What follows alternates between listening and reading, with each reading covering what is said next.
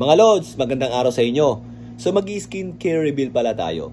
So aminin ko naman sa inyo before hindi ako mahilig sa skincare. And the reason behind is parang nahahaselan ako. Yung may mga gagawin ka sa mukha, parang dagdag trabaho pa. So katamaran ang pinakadahilan talaga kung bakit ayoko mag-skincare before.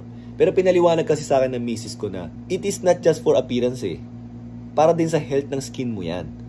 So, paano pagka nagkaroon ka ng skin disease dahil hindi mo inalagaan yung skin mo? More skincare yung kakailanganin mo. Kasi meron kang kailangan gamutin eh. And extra gastos pa yun.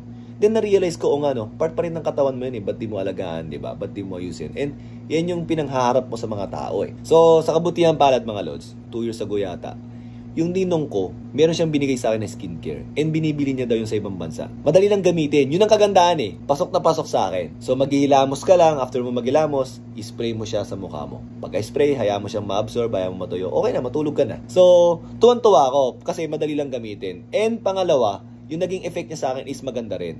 So napapansin ko parang lumilit yung pores ko. Dahil dun yata, siguro kaya nabawasan yung pagkakaroon ng pimples ko eh. Pagkatapos, pag hinawakan ko yung skin ko, parang malambot siya and also smooth. Ang sabi nila maganda raw yung hydration, kaya daw ganun. Pagkatapos napansin ko, Lods, dati kasi medyo ma-wrinkles ako dito eh. Yung parang medyo lumalalim na. Yan, makikita nyo naman, di ba? So parang bumabaw yung linya. So isa yun sa naging effect. Sabi nga nila anti-aging nga daw. Okay, sabi ko okay. So nangyayari, Lods, pag naubos na, sasabihan ko yung ninong ko, Nong, baka meron pang pag pumunta kayo ibang bansa. Sabi niya, sige, pag nakita tayo. Kasi wala kang mabibilan dito. So, ang tanong, ano nga ba yun? Dati, hindi ko binabanggit yun. Again, wala kang mabibilan dito, and hindi siya FDA approved dito. Kasi wala naman nagtitinda dito, di ba? So, binibili nila yun sa ibang bansa.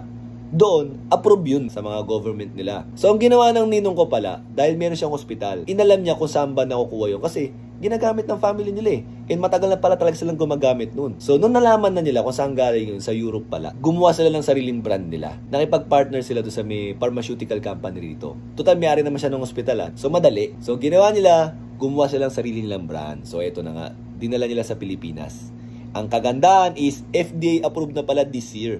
And nung May 4 lang pala sila nag-launch nito. So, ibig sabihin, bagong-bago. Tapos nalaman ng ninong ko na, uy, Jules, meron pala nagtatanong ng skincare mo sa mga vlog mo ah. Ba't di mo sabihin sa kanila yung ginagamit mo?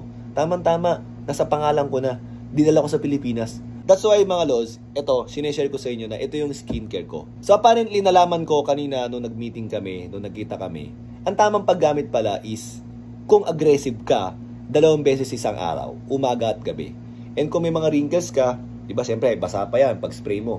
Mamasahihin mo yun, yung mga wrinkles na yun, para siguro mas lalong mag-react or mag-absorb doon sa part na yun. Pero kung hindi ka naman aggressive, kagaya ko na feeling ko okay lang yung yung for maintenance lang, kahit na bago matulog after mo magilamos. Ang tanong ko, sabi ko, paano pagka yung ibang gustong bumili is may skincare na sila. So ang gagawin daw, ito daw yung uunahin. After mo magilamos, yan muna. Kasi tubig lang talaga actually to na may mga minerals na beneficial sa skin natin. So mga Lods, basahin ko sa inyo yung mga ibang mga effect pala talaga niya. Okay? Kasi yung sinabi ko sa inyo yung effect is according sa experience ko eh. According naman sa kanila, ang effect daw is eliminate unpleasant pigmentation. So nagpapantay ng kulay yun, ibig sabihin, di ba? Smooth wrinkles. So kagaya nga na nangyari sa akin, cell rehydration. So yun, nangyari din sa akin yun, di ba? Anti-inflammatory with detoxification. So eliminates eye bag, promote facial lifting, encourage permeability and microcirculation. So, yung iba rito hindi ko na ganong naintindihan. Pero baka kayo naintindihan nyo. So, yun. So, mga Lods, may mga ingredients din yan dito na makikita nyo naman. So, ilalagay ko na rin dyan. Yung mga iba, tinry kong alamin, ano ba to? Kagaya ng lysine is good at stimulating collagen production and reducing the appearance of wrinkled skin. Uy, ito pala yung isa sa ingredients na tumutulong na para mabawasan yung wrinkles mo, di ba? So, ano pa tong isa? Yung caprylyl glycol ba yan? Caprylyl glycol.